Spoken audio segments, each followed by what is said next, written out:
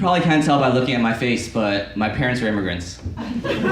They fled from communist China with one big dream. That dream is to live near white people. And they did it. I grew up in inner city Edmonton, surrounded by white families. My mom was a machine. She worked double shifts at a dumpling restaurant.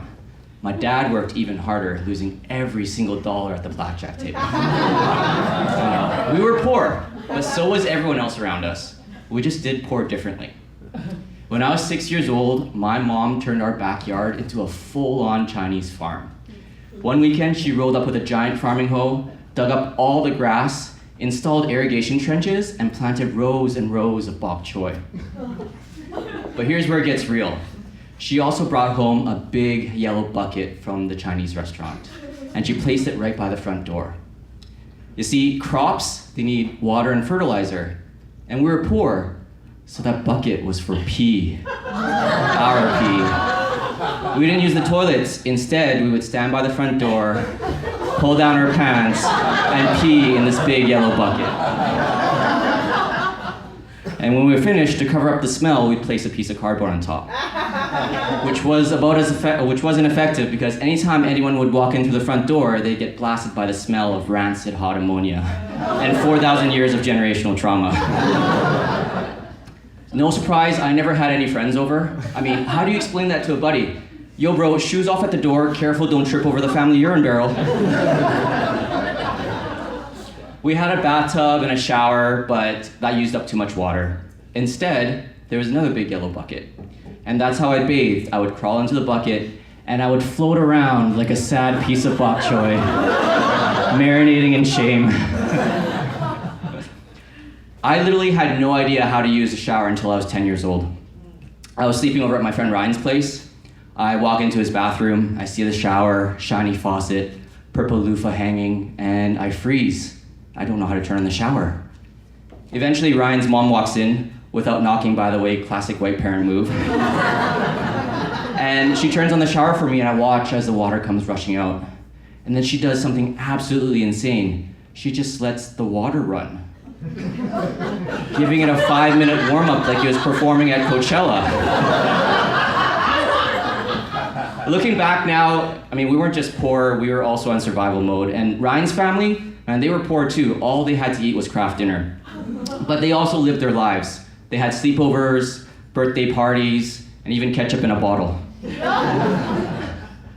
I was never allowed to wear white socks. My socks were always a depressing shade of dark gray.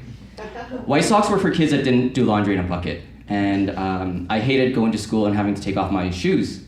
And I was always jealous of Ryan and all the other kids at school. They'd take off their shoes with no fear, and they'd shuffle their feet with bright white socks all over the dirty school floor, just raw dogging the linoleum. I wore hand-me-downs.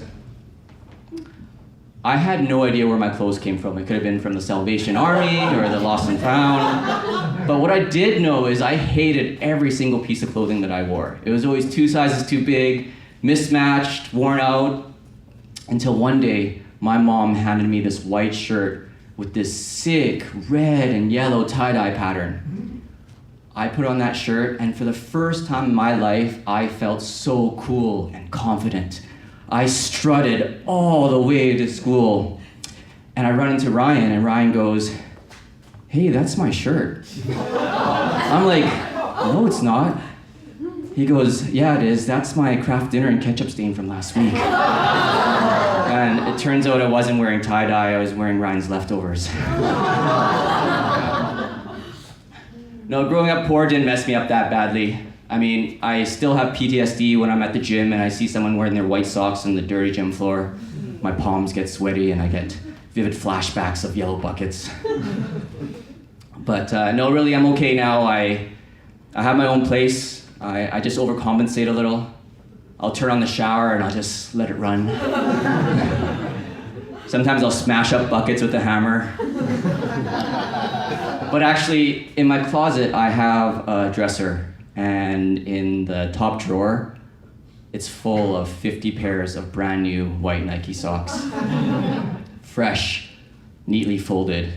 And at night, before bed, I'll open up the drawer and I'll grab my socks and I'll whisper, "We made it." Thanks everyone. Thanks